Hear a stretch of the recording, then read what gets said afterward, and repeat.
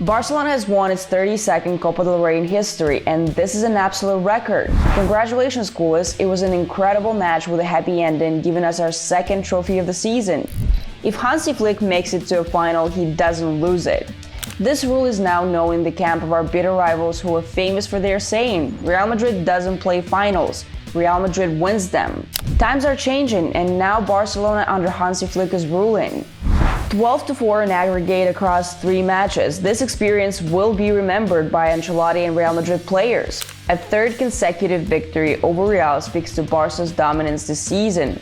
And it's also a bold statement about the readiness to repeat the immensely successful period of Pep Guardiola's era. How can you explain such a coincidence? Hansi is the second coach in Barcelona's history to start with 3 consecutive victories in El Clásico. This was the toughest experience against the Galacticos 3.0 version. Madrid used every possible lever for this game, starting with the pre-match referee scandal and threats not to appear for the final. This created huge pressure on the referees who officiated the match with some flaws. But we're not going to focus too much on this issue. So what dilemmas did Flick and the coaching staff face before the final? First of all, the left-back position. Bolde didn't recover in time, so either Gerard Martin or Hector Ford had to step in. In the end, Flick chose Martin. The second and third questions were related to each other. Essentially, there were 2 options for the 10 and 9 positions. Olmo and Ferran or Firmino and Olmo in the false 9 role. We all know Flick's choice. Real Madrid came into this game with special motivation, as a wounded beast much more dangerous than usual. The team was fighting for one of the 2 trophies remaining for Madrid this season. Therefore, Ancelotti acted uncompromisingly. He returned to the 4-4-2 diamond formation, where Bellingham as an attacking midfielder could transform into a center forward. And it's worth saying that in this setup, the Blancos looked more competitive than with the trio of Vinicius, Mbappe and Rodrigo.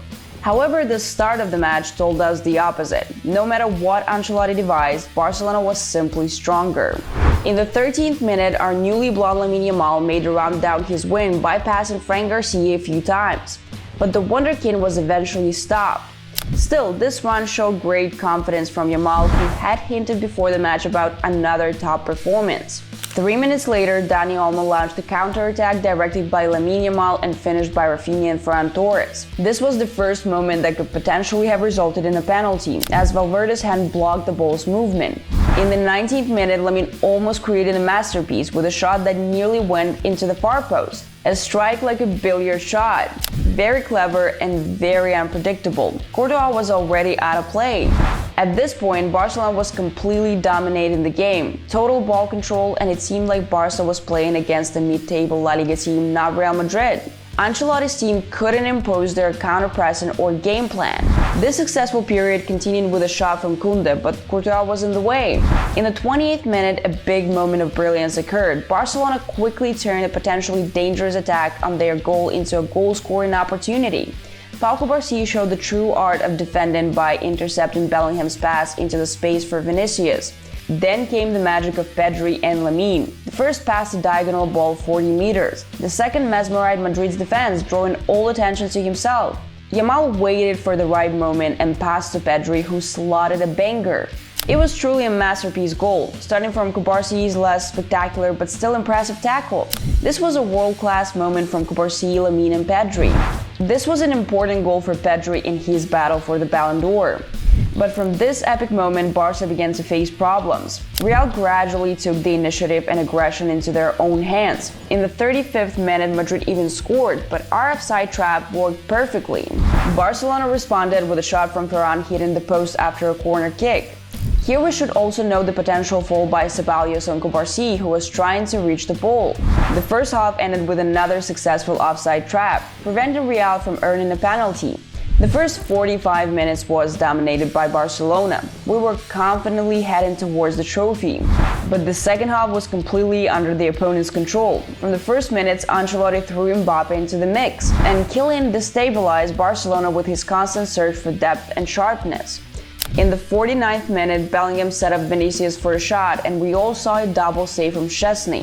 A few minutes later, Bellingham isolated Mbappe, and Kylian found a moment to threaten our goal. Again, Wojciech saved us.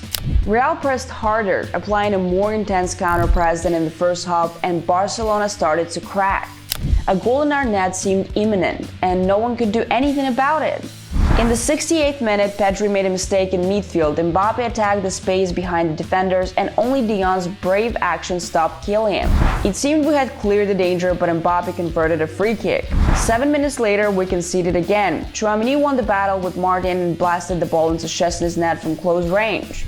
For a moment, it seemed like the end. Real Madrid had turned the game around, the psychological advantage was on their side, and Barcelona looked tired, without fresh ideas. However, this was exactly how we reached the key moment of this epic battle.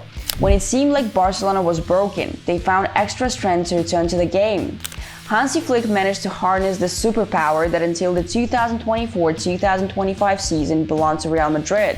Even one of Barcelona's biggest haters, Thomas Ranciera, admitted it after the match, saying Barcelona under Flick has changed, they have a spirit that never gives up. This is what's been the legacy of Real. And how can Madrid beat their twin who even when not playing perfectly can still win? Essentially, Real was facing themselves, an unyielding opponent ready for any fight. This is one of the most significant changes Flick has instilled in this team, to believe in themselves, believe in their plan and fight until the final whistle. These guys never give up. I am proud of them. They deserve it, said the German coach after the match. For me, it's unbelievable how we always find a solution on the pitch and how we fight for everything. So Barcelona pushed forward. The 82nd minute, Lamine bypasses Courtois with a shot to the far corner, but the Belgian produces a top save. The 84th minute, and here comes the miracle. The miracle of Lamine Yamal and Ferran Torres. Perfect interaction between the players, and the Barcelona forward easily outplays Courtois and scores into an empty net. We are back. This was Lamine's second assist, and just look at how beautifully it was done. Yamal doesn't need to run like a madman, he levitates on the football field. After this, there was an episode with a potential penalty for a foul by Rudiger on Ferran. The referee saw the contact between the defender and the forward, but decided it didn't warrant a penalty. Later, however, he did award a penalty for an incident involving Asensio and Rafinha. The Spanish center-back put his hands on the Brazilian's back, but the dramatic fall from Rafinha led the referee's team to overturn the decision. It was fair to admit. In extra time, Barcelona looked more convincing. First, Ferran missed slightly with his shot, then Torres went offside, so his goal was ruled out.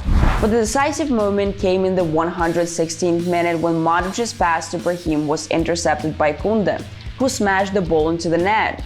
This moment marked the battle. The Ironman Jules Koundé, who only in the previous match had received his first rest, made a run in the 116th minute and shattered Real Madrid's dreams of winning the trophy.